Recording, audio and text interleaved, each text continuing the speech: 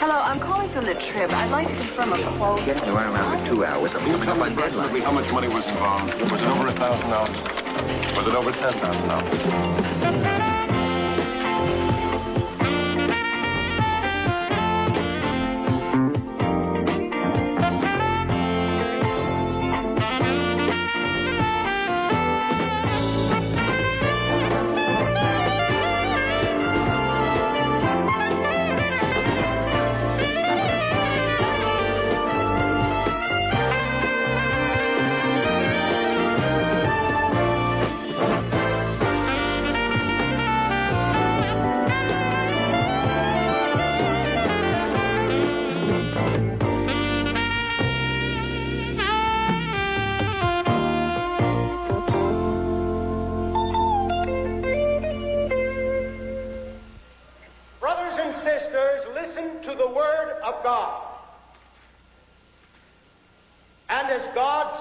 To the Israelites, halt ye not between two opinions, I say to you, make your decision for God now. And so you have. And it is with great pride that you should look upon your labors of these many months. It is appropriate that we pause in the middle of our work week to give celebration and to give thanks. For the dollars you have raised will soon be turned into nourishment for new disciples, bread for their bodies, and Bibles for their souls. Will you join us now, my friends, in the singing of hymn 324?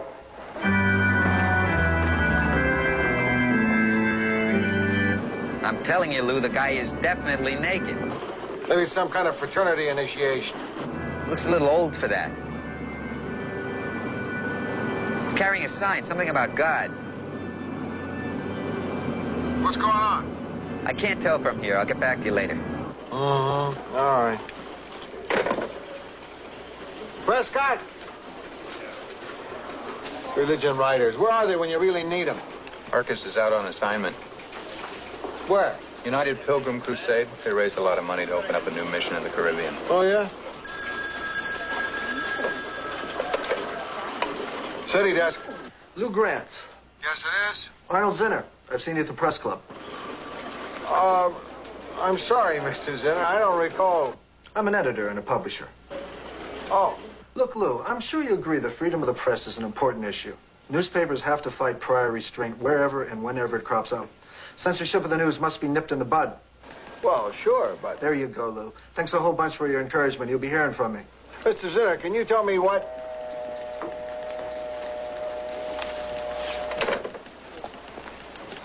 Did you ever hear of a guy named Zinner?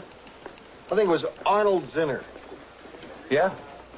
He publishes that cheap weekly with nudes on the front page and headlines like 15 secret places that drive women mad. I think it's called Grabber.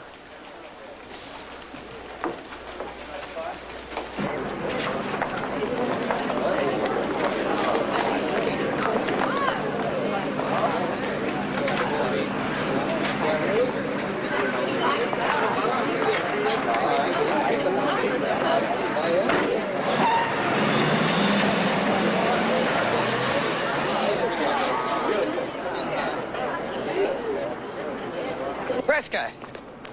Hey, Joe, what are you doing here? Well, I was driving along, minding my own business, and I see a naked guy climbing a church. Funny with me. Whenever I see a naked guy climbing a church, I get curious. Think there might be a story here? Hey, don't ask me. I'm just here doing a profile on the crusade. Maybe this gentleman's going to tell us. Men and women of the press, my name is Crosley. Dr. Chamberlain has authorized me to make the following statement. We of the United Pilgrim Crusade are saddened at the unfortunate events of this morning. One of our brethren clearly has found the strains of his life more than he could cope with.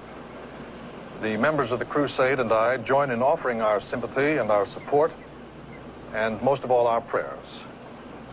Thank you for your time. Can we have the man's name, please? I'm sorry, but to answer any questions would violate our brother's privacy. Well, can you tell us what the sign means? The sign? The sign the man was carrying. God sees all. I'm afraid I don't know. Our brother was under stress. You men and women of the press have an opportunity this morning. An opportunity for restraint. Our brother is a sad and disturbed person. By overexposing his story, you can only make his life even sadder. On the other hand, if you give the events of this morning only the attention they deserve, you'll be doing a service both to your profession and to a fellow human being. Thank you.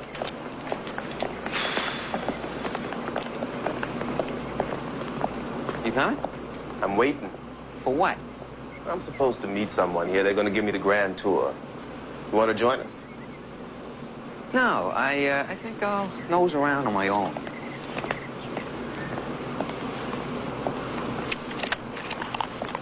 Pardon me, sir. Are you lost? No, I'm not lost. Just looking around. I'd be happy to be of help. Well, I don't need any help. How can you support that smut peddler, Arnold Zinner? Who says I support Arnold Zinner? Arnold Zinner does. This ad is appearing in the Tribune tomorrow regarding freedom of the press and Grabber magazine. The Los Angeles District Attorney is once again trying to stifle the free press, and we must resist him. And I'm grateful for the support of the city editors of each of our great daily newspapers in this fight. At least you didn't actually use your name. Fight? What fight? Well, come on now, Lou. I have no idea, Charlie. But how can you agree to support something like this if you don't know what the issue is? I didn't agree to support anything. He's using me without my consent. What's this all about? You don't know? No. Apparently got hold of a list of the names, addresses, and phone numbers of every undercover narcotics agent in L.A., and he was going to publish it in this week's issue of Grabber magazine. And if the names and addresses of those narcotics agents are made public, they become targets. They'll be sitting ducks. And how? Fortunately, the DA found out about it before they were going to publish, and he got a temporary injunction. Wait a minute. Telling a newspaper not to publish before it hits the streets, you're talking about prior restraint. That's unconstitutional. Maybe. Well, to tell you the truth, I'm glad you had nothing to do with this thing. I was a little surprised you supported Zinner about this. I'll call Zinner and tell him we can't run the ad this way. Wait a minute, Charlie. What makes you think I don't support Arnold Zinner?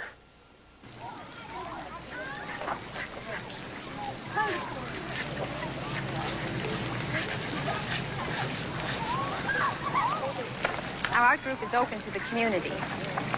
One of our advanced students was just accepted at the Royal College of Art in London. Mrs. Carson, can you add one more gentleman to your tour? Sure. I think you'll enjoy this much more than just wandering around. Okay, whatever you say. Wonderful. I'm Agnes Carson. Joe Rossi. How you do? This is Marcus Prescott of the L.A. Tribune. I've heard of you. Right this way, gentlemen.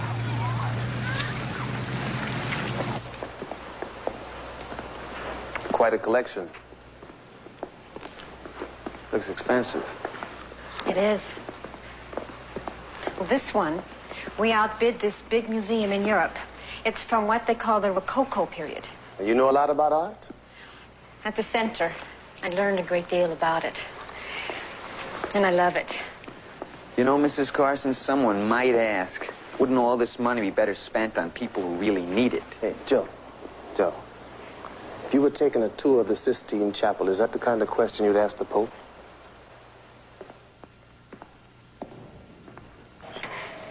Last year alone, Dr. Chamberlain traveled over 100,000 miles to bring his message to the rest of the world. We have a look in there? Oh, I'm sorry, I don't have a key for that room. Oh, what's in there? Just a classroom. We train more than 50 seminarians a year. They go to our missions in 33 different countries. You keep all your doors locked? Next month, Dr. Chamberlain goes to open our new mission in the Caribbean. Is that what the big fund drive is all about? You know, it's got to be easier for a camel to get through the eye of a needle than for me to get in one of your classrooms. Joe, right now, your own apartment, is it locked? Or your car door? Thank you, Mr. Prescott. We've contributed food, clothing, and medical supplies to more than 500,000 people just since last December. You must be tithed rather heavily to support all those programs. And we give gladly, Mr. Prescott. As the Bible says, of those to whom much is given, much shall be expected. Mr. Rossi, are you coming?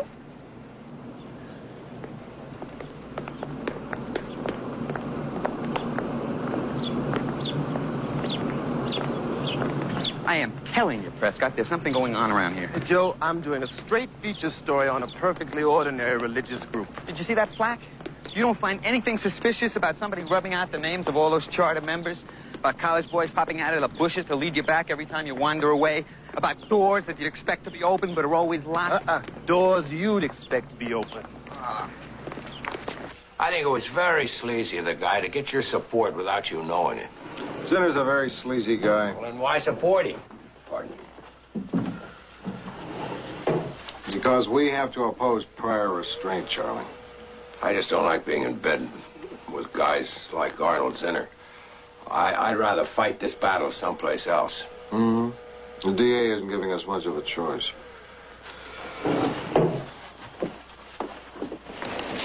Hi, Marcus. Read your piece on the Holy Rollers, Marcus. Interesting. They prefer to be called evangelical Protestants. There's the difference, you know. I can't say I ever thought much about it. Well, read the religion page, Charlie. You know, Marcus, I was talking to Rossi last night. He thought the whole crusade operation was maybe a little suspicious. I think that's consistent for Rossi. Guy climbs a church, no clothes on. Obviously trying to get some point across. Then he disappears completely. You don't think that warrants some digging? Lou, it's tricky writing for the religion page. Every reader has an axe to grind. You have to be careful what you write, or the first thing you know, you have the Counter-Reformation on your hands. Excuse me. How long has Prescott been writing religion? Maybe 6, 7 years. I think it took. Hey, Lou, can I talk to you for a minute? Am I interrupting Mr. Hume? No, Jerry. You want to talk to Lou? Well, to the both of you. Was something wrong downstairs? No. About Mr. Prescott's article on the United Pilgrim Crusade. Oh? What about it? I was a member once. I mean, I can't believe this. I worked with the Trib 12, 13 years. That's a long time, you know? I mean, it just kills me to see my newspaper print of whitewash like this.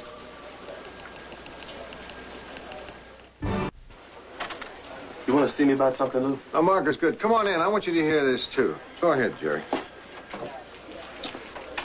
Okay. For a long time, I was a member of the United Pilgrim Crusade. Everything looked just fine. Then I began to learn a thing or two. For example? For example, Dr. Chamberlain. Do you know how he got started? Selling baby pictures door to door. That may not be very classy, but it's not exactly a felony. Before he started peddling religion, he was in insurance. Boasted he'd make $1 million by the time he was 30 years old. He went bankrupt. So he's no businessman. What's he done that's illegal or unethical? You think Chamberlain goes around advertising his scams? It's a conspiracy, you know? I mean, he and his cronies collect the money from all those donations. 1, 2, 3. It's in a Swiss bank somewhere. Look, Jerry, suppose a lot of what you say is going on at the crusade. What proof do you have? Proof? Documents, witnesses, something. No, I don't have none of those. Well, look, what I do have is what I know. And I know Chamberlain's a crook.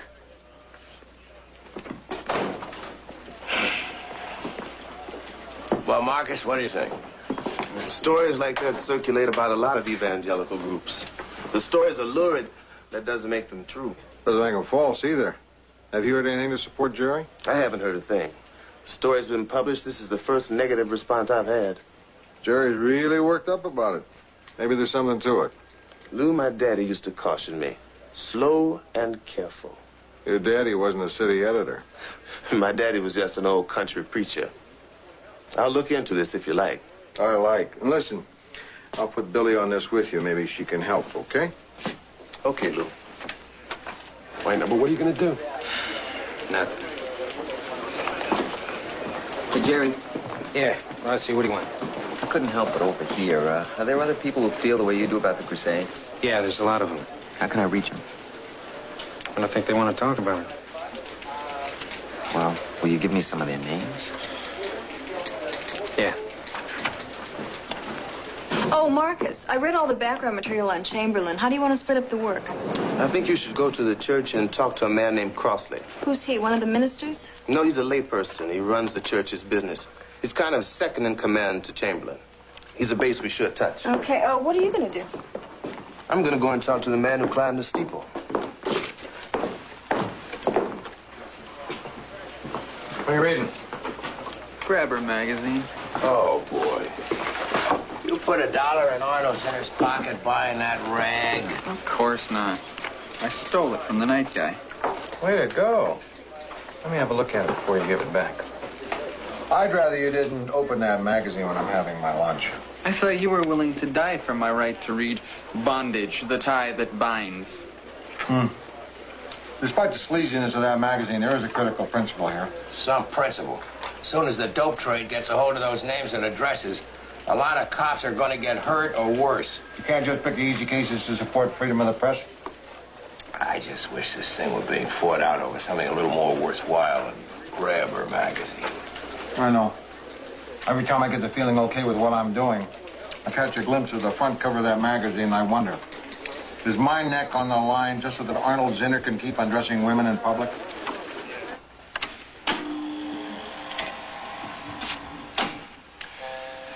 I think you'll find the film rather straightforward, but if you have any questions, feel free to ask. In 1946, the world was reeling from a traumatic war. In these difficult times, the Lord called upon one man, Thomas Chamberlain, to bring the light and hope of a new doctrine to a troubled world. He had just been discharged from the armed forces of the United States with his country's highest commendations for valor.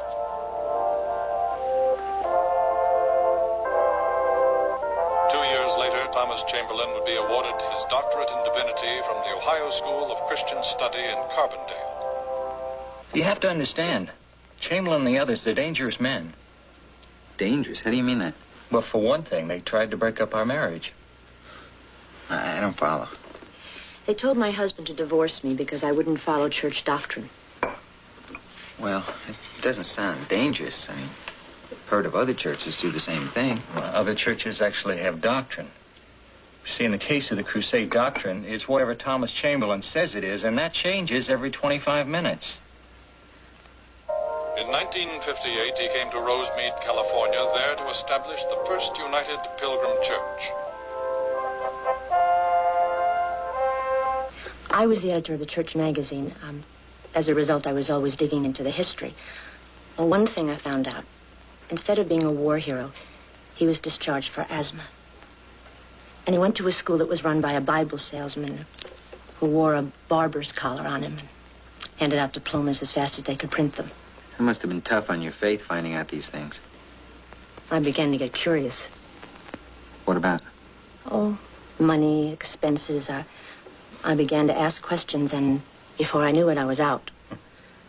And I mean out. Now, our friends would start crossing the street whenever they saw us coming. Even Pam's own parents were told to avoid us. Once you get on the bad side, you become a non-person.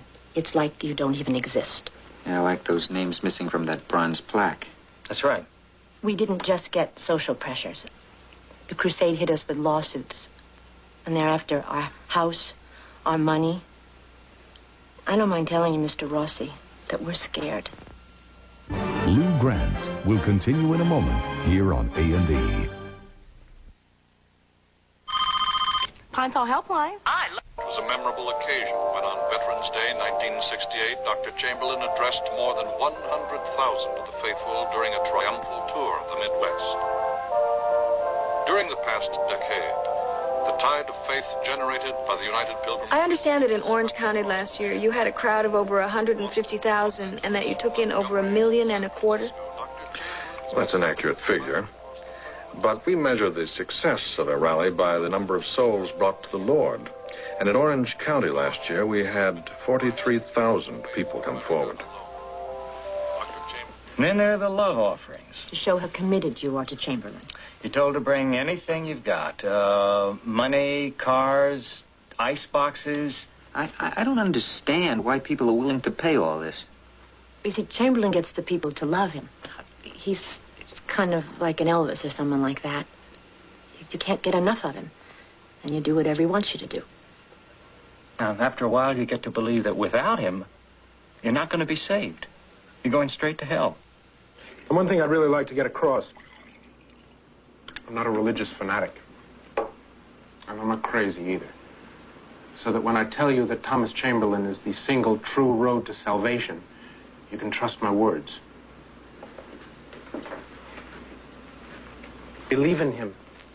and you're saved. Him? Chamberlain? That's right. And if you don't believe in it? I'd like to talk about the church, Mr. Smithfield. About your climbing it. About why you weren't wearing any clothes. Look at them. Just look at them. They have no idea. Satan is lying in wait. Mr. Smithfield, could we... Look, I knew that when I tried to tell you about Dr. Chamberlain, you'd just laugh. I'm not laughing. They should at least cover themselves. Look, I think maybe this whole interview was a bad mistake. I mean, what do you know about temptation? I grew up in a small town in the South, Mr. Smithfield, where hellfire and Satan and damnation are very real things, where man's religion still matters very much. Now, you talk about things like that to most folks out here, and they'll laugh at you, all right. But I'm not laughing, Mr. Smithfield. The steeple... Steeple? It was the only way to get through. To Dr. Chamberlain. We're running out of time. We have less than a month. For what? Crosley and the others always keep him surrounded. Makes me a little crazy. Crosley is using the crusade to line his own pockets. Crosley is skimming? Look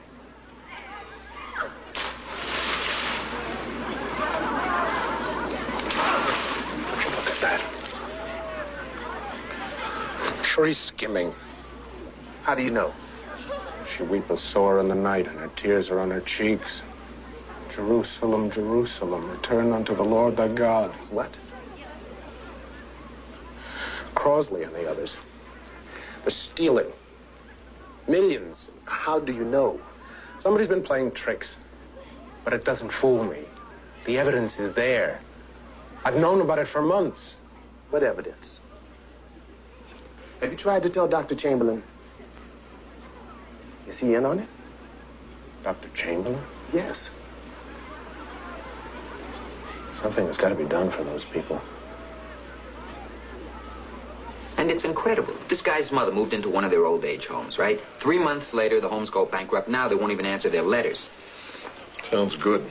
What's really incredible is what Rossi got contradicts everything Crosley told me. I didn't get a single straight answer in 2.5 hours. Okay. We got Baldwin. We got the husband and wife testimony. The other people Rossi has dug up. And now Smithfield. What do you think, Marcus? I'm just not sure about Smithfield. I wish I could be more certain. More certain? He talked about skimming. He talked about Crosley stealing millions. And about girls in bathing suits. How's that? The man is not stable. He really is kind of distracted. I'm just not sure how reliable he is as a source. Yeah, but if you take him with everybody else... I'm not so sure. If this guy is nuts and these other guys are just bitter, then... Lou, we're having some trouble in layout. I could use your opinion. Okay. I'll be right back. What on earth are you trying to do, Marcus? When we're pitching a story to Lou, is not the time to show your insecurity about it. I just told him what I felt. I don't think we have enough. Not enough? How much do you need? I know guys who've won the Pulitzer Prize on less than this. It's hard enough to sell a story without getting shot down by somebody on your side. We're not just busting up a numbers game or a dope ring. It's bigger than that. It certainly is. It's millions and millions of dollars these people are getting taken for. You can take away a man's money or his property. They can be replaced. But when you take away his faith, you leave him with nothing. Look, Marcus, if you don't want to run with us, what the hell are you doing on this story? Okay, where were we? We were talking about going after the crusade. All right, if there's a chance that Billy and Rossi are right, and Chamberlain is deceiving people, it should be investigated and exposed. I'm not sure that Chamberlain is involved in this, and he's the man on whom the church is built. Marcus, you don't think we have enough? I see a lot of enthusiasm here, but I don't see much evidence. This is a difficult story for you, isn't it? I'm having some trouble working up the same glee others seem to have. Marcus, let me do us all a favor. You're off the story.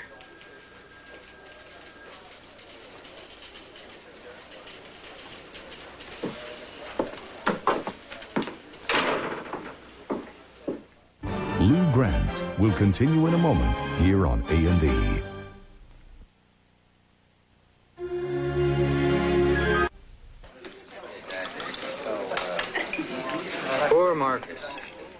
Imagine being bumped off a story like that. He must really be depressed. I walked out of the building with him this afternoon, and he seemed fine. Funny guy. He kicked the best story he ever had in his life right in the teeth. Lou was right to take him off the story. He wasn't going after it. He's got too many years on the religion page, just waiting for the story to come down from the mountain, written on tablets. I think you guys are being unnecessarily hard on him. He's having trouble with this story because he happens to be one of those people to whom religion has meaning. He believes. Maybe he should be in a seminary. He's a good writer. But we're in the newspaper business. A good reporter's got to have an instinct for the jugular. Oh, I don't know. Look at Rossi. We're knocking the hell out of Marcus Prescott because he's gentle and cautious and he's no killer. Aren't we in a funny business? The law says that any religious organization which receives a California tax exemption, For example, a crusade. for example, the Crusade, that such an organization must meet the following requirement that no part of its net earnings may benefit any private shareholder or individual. Which means that church leaders shouldn't get rich off their churches. And if they do, the state can prosecute. I wonder why they haven't. This may come as a surprise to you, Miss Newman, but you haven't told me anything new. You've heard all this before? You've had people come forward with testimony against the United Pilgrim Crusade? Yes. Not the same people that you've interviewed, but the stories are similar. I've been building a file. Oh. Well, when are you going to move against them? Maybe never. Why not? Because, unfortunately, the other people in the office don't feel the same way I do. And in a way, I can't blame them. Let's say you're a young attorney in the office hoping to get ahead. You have a choice. You can spend your time going after a religion that's encouraging people to pay their taxes, be faithful to their spouses, and brush their teeth. Or you can go after murderers, thieves, and crooked politicians. What if the people behind the crusade are thieves? Let me put it like this. When you go after religion, you run the risk of appearing to attack God. And that'll cost you votes in the valley. So, if we go after the crusade and we can prove all we're saying, we're still all alone. Well, you may be alone for a while, but if the Tribune can make some noise, maybe this file of mine will begin to look more exciting to my boss. Lou Grant. Yeah. I'm Arnold Zinner.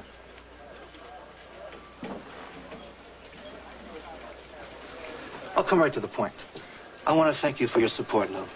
Why thank me? I had nothing to do with it. And to ask you if you'll appear in court on the magazine's behalf. You want me to testify?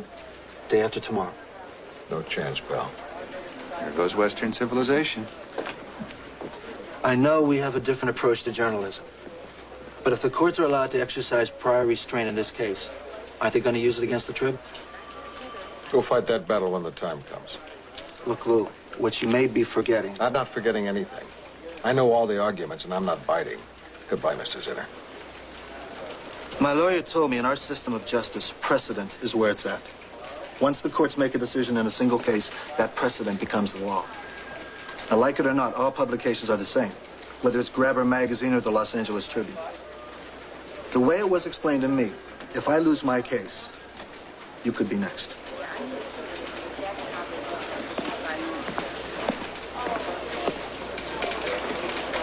Listen, Marcus, you mentioned a woman at the crusade. You said she took you on a tour, remember? Agnes Carson. I'd like to talk to her. I thought maybe a couple of good quotes would give the story a little more balance. A couple of quotes?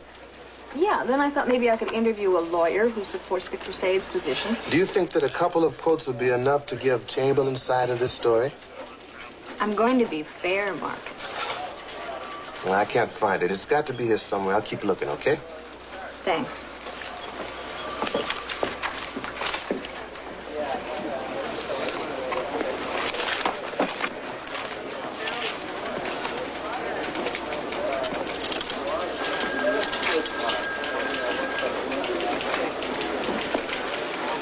Excuse me.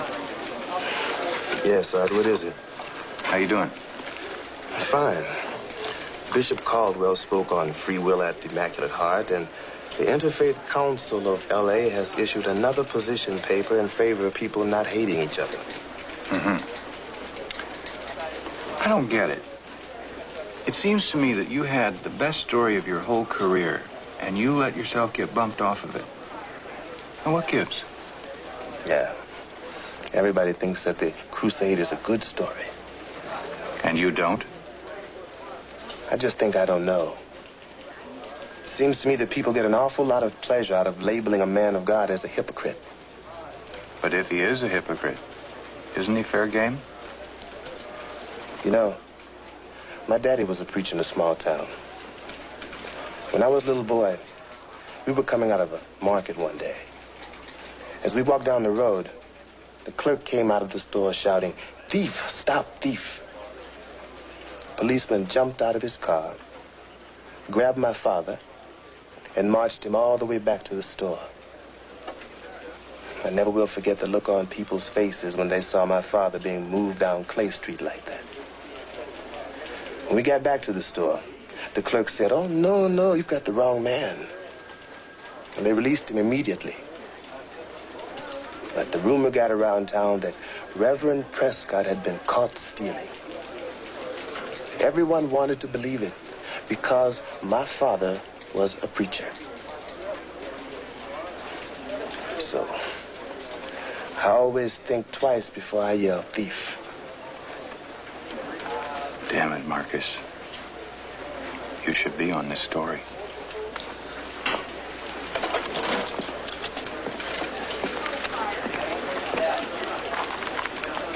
Dr. Bunning, what do you think of the United Pilgrim Crusade?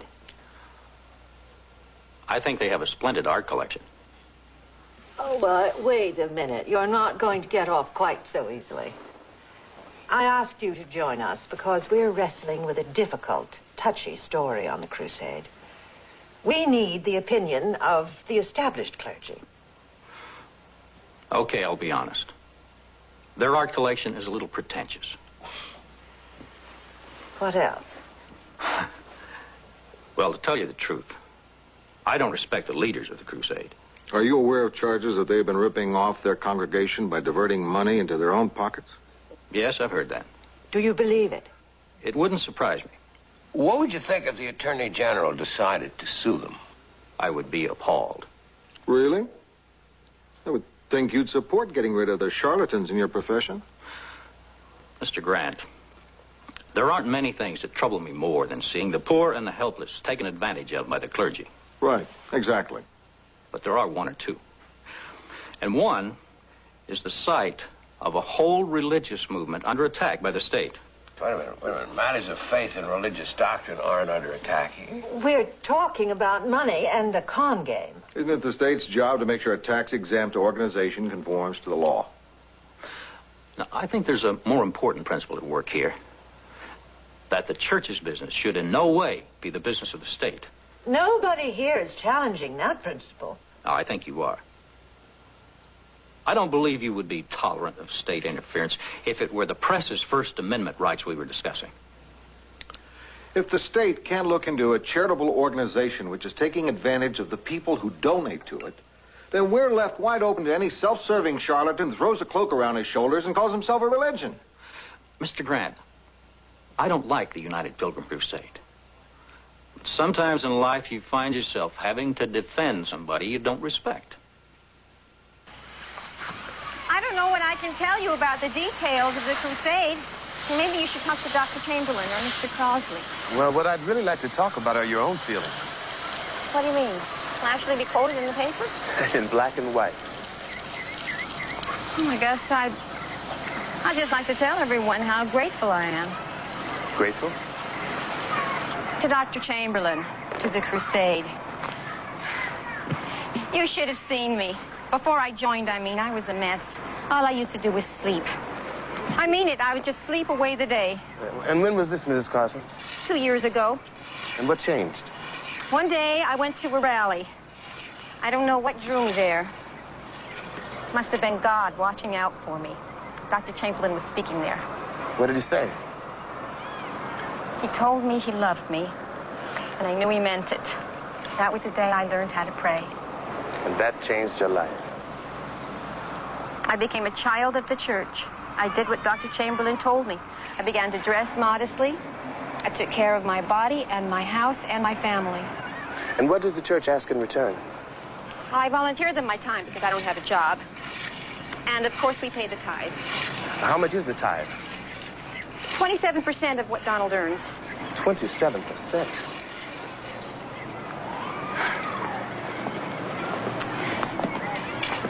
Some people say that's too much. But how can you put a price on salvation? Isn't it hard to make ends meet? People think they need a lot of things they really don't. We don't really need a car. We don't really need a TV. Dr. Chamberlain taught us how to live on a budget. When I go to the market, I just have to stretch our dollars. We have to be careful because of the gas bills, electricity, everything. It's getting so expensive. And now we'll have to keep up our loan payments. Loan payments? On what? The loan we took out for the new mission. The Crusade sent a letter from the church explaining how to get a bank loan. Donald and I got our money just in time to make our contribution. What was the hurry? Dr. Chamberlain and Mr. Crosley have to leave for the Caribbean in less than a month. We were running out of time. And you gave them money that you didn't have? Oh, it's an investment. Priming the pump.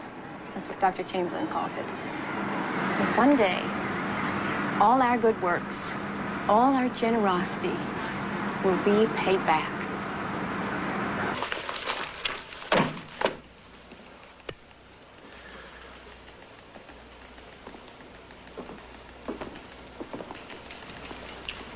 Got a minute, Lou? Of course. What is it, Marcus? I've been thinking about Chamberlain's church. What about it? I remember Jeremiah.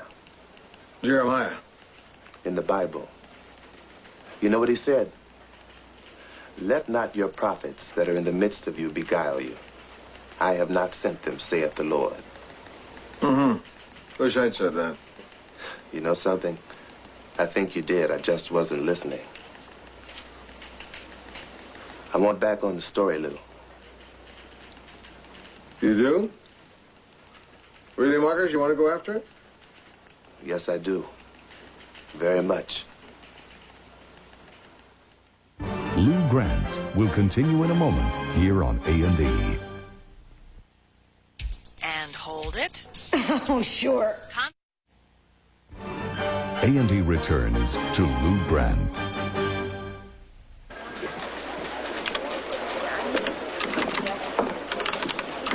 Excuse me, Joe. Yeah, what is it, Marcus? I need some help. It's about the Crusade. I'm back on the story. Yeah, I heard. What can I do for you? I went back to talk to Smithfield, but he's being guarded by some young athletic type from the Crusade. Maybe if you could distract the watchdog, it'd give me a chance to interview Smithfield. Why don't you just tell me where he is? Billy and I will get to him. No, it's my source. I can handle it. You don't want to run with this thing. What the heck are you doing on the story? You really want this, don't you? It's a good story.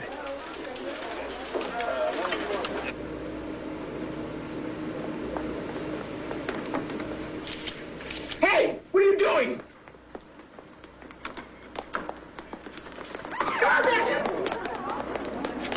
Oh.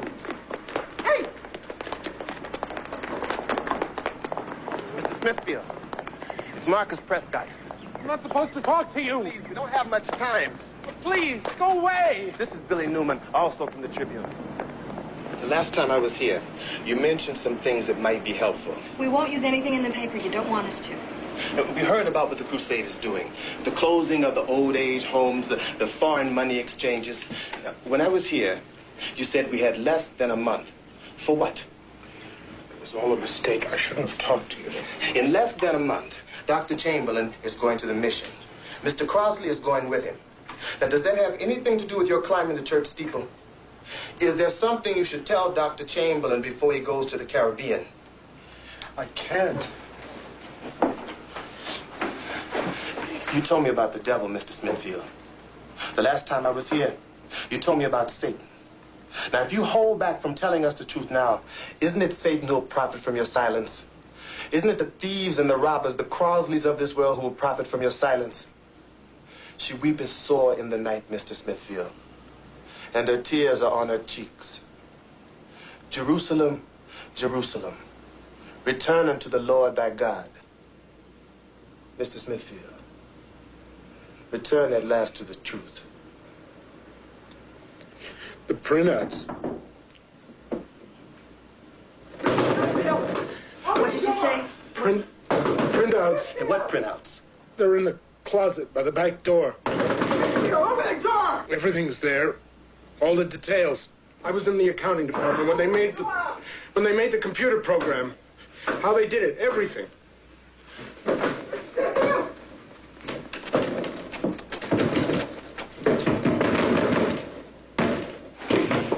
That was some show back there. Not for nothing was I a preacher's son. I noticed you really got all that jargon down. Billy, I believe all that jargon.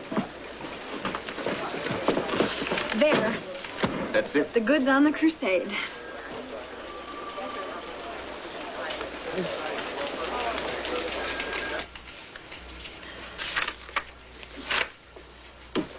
It's a really clever way to cover up the illegal transfer of millions of dollars. How they do it? By setting up a separate fund for phony missions, channeling all their donation money through it into their personal bank accounts. You know that trip Crosley and Chamberlain are planning next month? It's not just to dedicate a new mission. The real reason is to make a bank deposit. A rather hefty bank deposit. These are copies, of course. The originals are in safekeeping, and there is another set we intend to send to the Attorney General's office. Well, yes, these are our financial records, but I can't imagine any legal way for you to have obtained them. They were given to us. And you don't deny they're yours. No, why should I? They seem to be all in order to me. Apparently, even having read them, you seem to have some doubts about the crusade. To say I have doubts, Mr. Crosley, is to put it too mildly.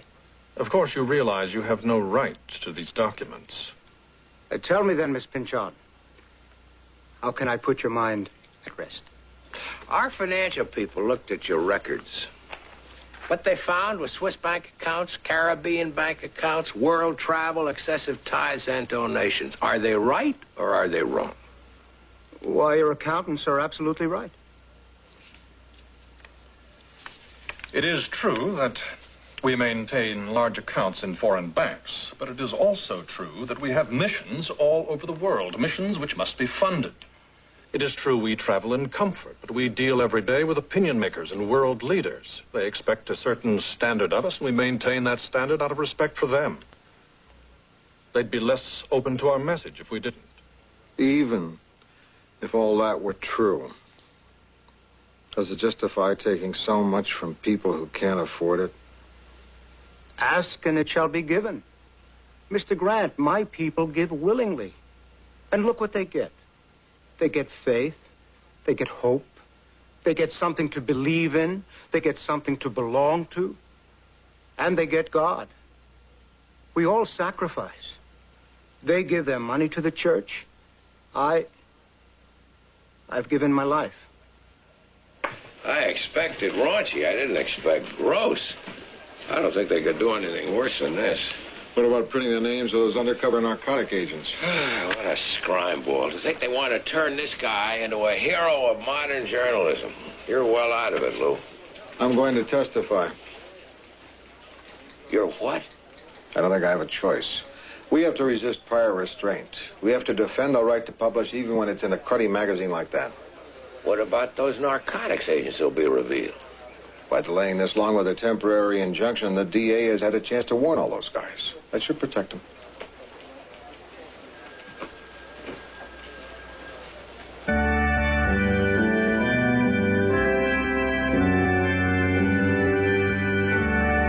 This newspaper, the Tribune, has vilified the good people of our crusade. And this same newspaper has gone to court to support this magazine in its effort to debase, degrade, and destroy our young people. Need you any further proof of how Satan works? We are being tested, my friends. We are being attacked on all sides. The government is moving against us. The Philistine press is screeching its hatred. Some of our brethren have turned against us. But we will hold together and we will prevail because we walk in the clear light of truth.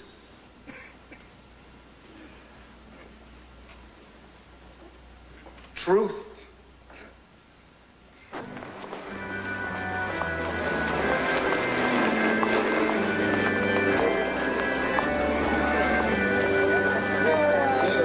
Good morning, Mr. Prescott. I'm surprised you're willing to say hello to one of the Philistines. I've been reading your articles about the crusade. It's not how you make it sound. Everything I wrote is the truth. I know you mean well, even if you don't understand. I think I do understand. God bless you.